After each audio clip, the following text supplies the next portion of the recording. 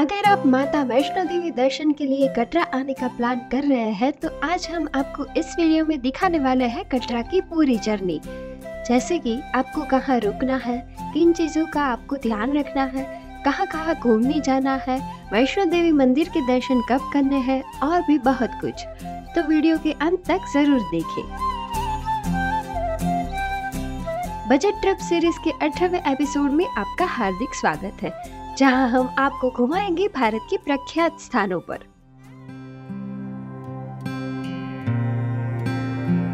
तो Katra railway station तक काफी ट्रेनें चलती हैं, तो सबसे पहले आप ट्रेन के माध्यम से कटरा तक पहुंच जाइए। कटरा रेलवे स्टेशन पर पहुंचने के बाद आप पहुंच जाइए अपनी धर्मशाला पे, जिसकी बुकिंग आप हमारी वेबसाइट yatratham.org से करवा सकते हैं। उसके बाद आप जाइए अपनी यात्रा का रजिस्ट्रेशन करवाने के लिए। आप ऑनलाइन और ऑफलाइन दोनों माध्यम से रजिस्ट्रेशन करवा सकते हैं। यात्रा रजिस्ट्रेशन काउंटर बस स्टैंड के पास में ही है। तो रजिस्ट्रेशन करवाने के बाद अब आप माता वैष्णो देवी मंदिर के लिए अपनी यात्रा शुरू कर सकते हैं, जिसमें आपको तकरीबन 5 से 6 घंटे लग सकते हैं। तो सबसे पहले अर्धकुंवारी तक पहुंचने के कटरा से 2 रास्ते हैं। पहला रास्ता है बाणगंगा चरण पादुका वाला रास्ता और दूसरा रास्ता है नया ताराकोट मार्ग, जो कि 1 किलोमीटर ज्यादा है पुराने वाले रास्ते से, पर वहाँ कोई खड़ी चढ़ाई नहीं है।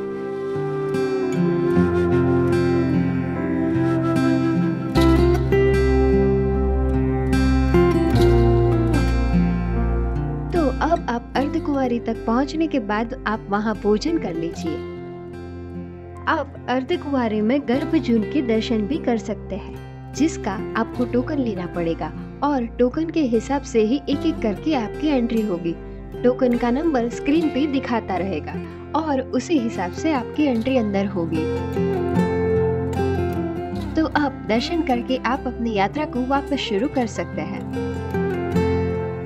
अर्धकुंवारी से कटरा भवन तक 2 रास्ते हैं, जो दोनों रास्ते तकरीबन 6 किलोमीटर है, जिसमें से पहला एक है हाथीमथा और दूसरा है हेमकोटी।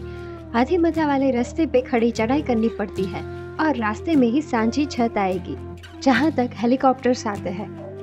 फोनी और पालकी सर्विस भी इसी रास्ते पर अवेलेबल है। दूसरा रास्ता है हेमकोटी, जहां ज्यादा खड़ी चढ़ाई नहीं है और इस रास्ते पे आपको बैटरी कार सर्विस भी मिल जाएगी, जो चलती है अर्धकुंवारी और भवन के बीच में। बैटरी कार की बुकिंग आपको ऑनलाइन ही करनी पड़ेगी।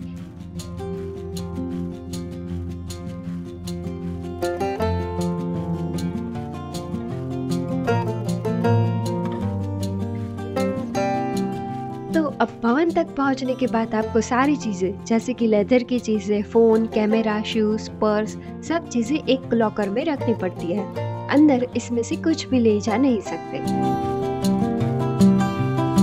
तो अब हम आपको माता वैष्णो देवी मंदिर के बारे में थोड़ा बताते हैं। यह मंदिर त्रिकुट पहाड़ियों पर स्थित है और यहाँ की पवित्र गुफा में माता वैष्णो देवी 3 पिंडियों के रूप में विराजमान है। यह यात्रा थोड़ी कठिन जरूर होती है, लेकिन माता का आशीर्वाद और भक्तों की श्रद्धा हर मुश्किल को पार करने की ताकत देती है। यहाँ का वातावरण अद्वितीय ऊर्जा और शांति से भरा हुआ है।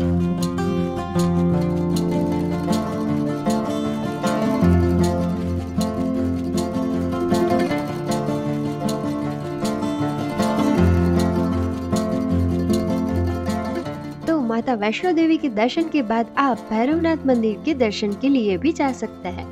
कहते हैं भैरवनाथ मंदिर भी जरूर जाना चाहिए, वरना यात्रा पूरी नहीं मानी जाती।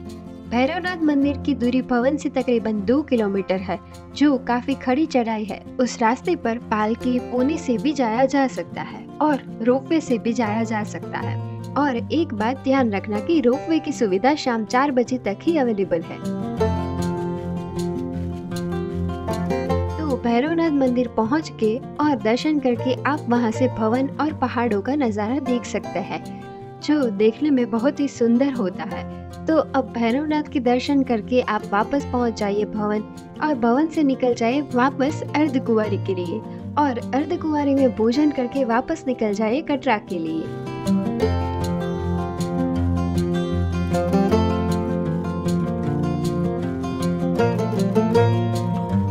जैसा कि हमने वीडियो की शुरुआत में बताया था कि कटरा से अर्धकुंवारी के लिए 2 रास्ते जाता है। पहला बाणगंगा चरण पादुका वाला रास्ता और दूसरा रास्ता है नया ताराकोट मार्ग। नया ताराकोट मार्ग में खड़ी चढ़ाई कम है, तो अर्धकुंवारी आते वक्त आप वह रास्ता ले सकते हैं और वापस जाते समय आप बाणगंगा चरण पादुका वाला रास्ता ले सकते हैं, जो नया ताराकोट मार्ग से 1 किलोमीटर कम है।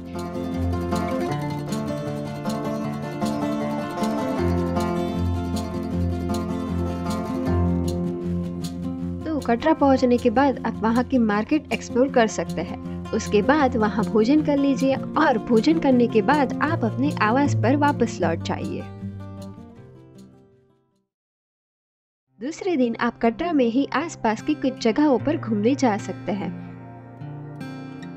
सबसे पहले आप बाबा धनसार मंदिर की यात्रा पर जाइए। यह मंदिर एक खूबसूरत झरने के पास स्थित है और यहाँ की प्राकृतिक सुंदरता मन को मोह लेती है। बाबा धनसार भगवान शिव का अवतार माने जाते हैं और यहाँ का वातावरण अत्यंत शांत और पवित्रता से भरा हुआ है। इसके बाद 9 देवी मंदिर की यात्रा भी अवश्य करें। यह मंदिर 9 देवी के 9 रूपों को समर्पित है और इसका अद्वितीय वास्तु और धार्मिक महत्वता हमें असीम श्रद्धा से भर देती है। चामुंडा माता मंदिर भी एक महत्वपूर्ण धार्मिक स्थल है, जहां भक्त चामुंडा माता के आशीर्वाद के लिए आते हैं। यहाँ की पवित्रता और सादगी हमें अपने जीवन में आध्यात्मिक ऊर्जा का अनुभव कराती है।